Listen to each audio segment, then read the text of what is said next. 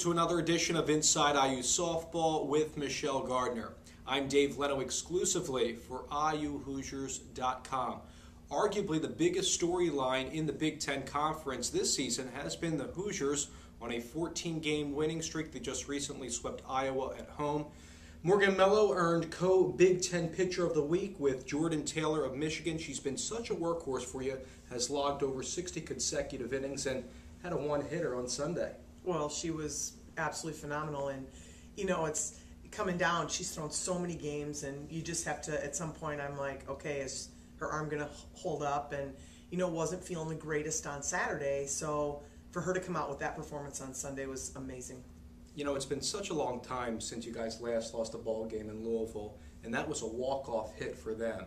But ever since then, you guys have been really playing some nice ball, not only offensively, defensively too, with the exception of that Michigan State game behind Morgan. Well, and I really feel like we've found a way to get it done. There's a lot of confidence right now, and we just got to keep things going and realize that we can only control one thing, and that's ourselves. And you can't control what the umpires are doing or what other teams are doing, or even sometimes what your teammates are doing. You can only control you, and trying to stay in a good place every time we walk out on the field. Yeah, you played some tough competition in the preseason of California, Florida, Georgia. How much do you think that's helped with this Big Ten season? Well, I think it's helped tremendously because obviously, when you're facing such high level all the way through your season, it's it prepares you for the tough games and the tough innings and things like that. And I think that was real important going into the Michigan series. And we just really have, in my opinion, come out and competed when we needed to, and struggled early on, maybe putting some runs up, but everybody's kind of come together, and I'm getting production all the way around the field. It's not just Morgan's having great performances, it's Sarah Olson's having a great day, Jenna Abraham's having a great day, Bree Saucedo's having a great day, Ashley Worms. So they've kind of spread it out. If one person's not getting it done, somebody else has picked it up, and I think that's kind of what we've needed to stay with the whole season to be successful. In the beginning part of the year, we saw you juggle around the lineup, trying to see what players were good in certain spots. But now we've seen that you're kind of saying, okay, we're going to put Sarah in the 3-hole, Wags because she's hitting so well in the 4 spot,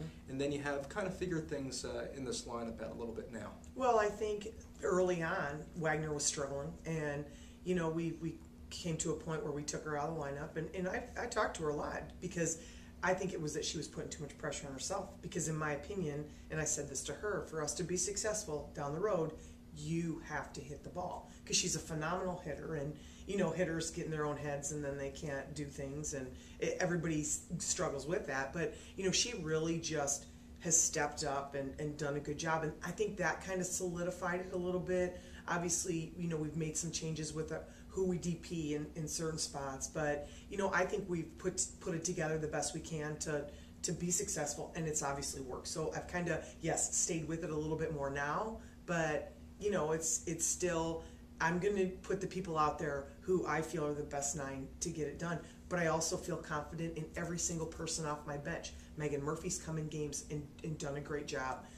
Kelsey Stander's come in and done a great job. Whoever kind of isn't in it at that point has come in, and hopefully coming up soon we'll get Callahan back, and that'll help because she's strong in the outfield and does a good job at the plate. So it's just kind of a matter of she went down, somebody else stepped up, and that's what needed to happen. You're in the top spot in the Big Ten Conference, a few percentage points ahead of Michigan. I know you're very good friends with Carol Hutchins, having played for her at U of M. So tell me, do you talk to her now? Is it kind of like you don't talk at all? What's going on there? It's really funny you say that, because actually I talked to her last week, and and as far as the Big Ten goes, yes, I want to win the Big Ten, no question.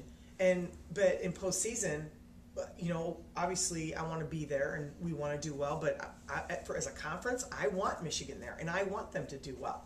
Unless, of course, they're playing me. But, so I have talked to Hutch a little bit, and some of my other counterparts, just because I do have a lot of respect for Hutch, and she's done great things, and to actually be able to beat them this year was phenomenal.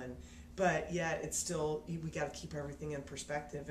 And Hutch is someone that I have called over the years for numerous reasons, because she isn't just my mentor or was just my coach, she's my friend. And so when I have questions like that, who do you call? I call my friend. Well, a lot of people do say that the Big Ten is down this year, and I don't know how fair it is to justify that. Statistics really are overlying when you look at records. Teams like Northwestern, who you're going to play this weekend, even though they're below 500 in the conference, still a very potent club. And there's some others down there as well, like Michigan State, also a team like Iowa, who's been losing some games, but Marla Looper's doing great stuff too. Now, having said that, 4 more games left in conference play. I think a lot of people would like to know, when do you feel comfortable, will it be after the Purdue series, to kind of figure out what you're going to do as far as the NCAA tournament, if you'll get an invitation or not? Well, I'm not going to feel comfortable until after the Purdue series, because stranger things have happened. Although I think we've positioned ourselves well. We've won some good games. Our RPI is good. Strength, everything's good and right where it should be.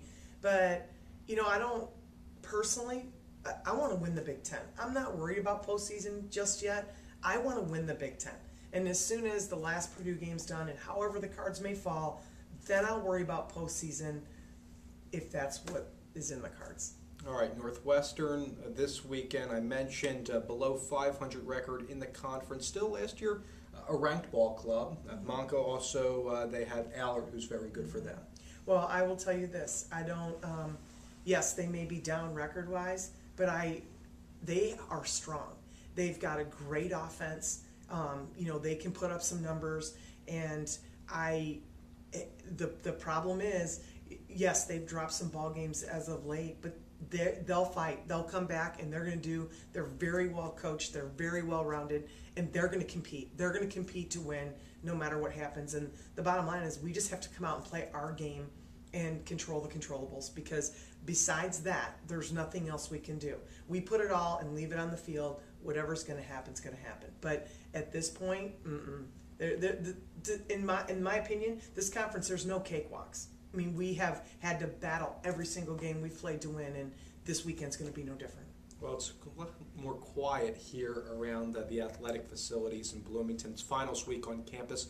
How does that change your approach with this week going into the Northwestern game? Well, I felt like, obviously after this weekend and playing a doubleheader on Thursday, because it was like we played Thursday, we had Friday off. So Morgan essentially pitched 4 games in 4 days, which is a lot.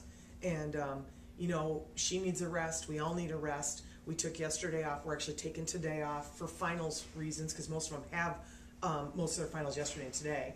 And then we're going to practice tomorrow, practice Thursday, get a light one in before we head up to Northwestern on Friday.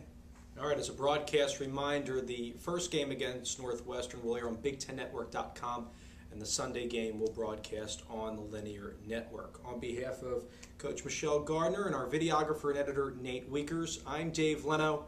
Best wishes, everyone.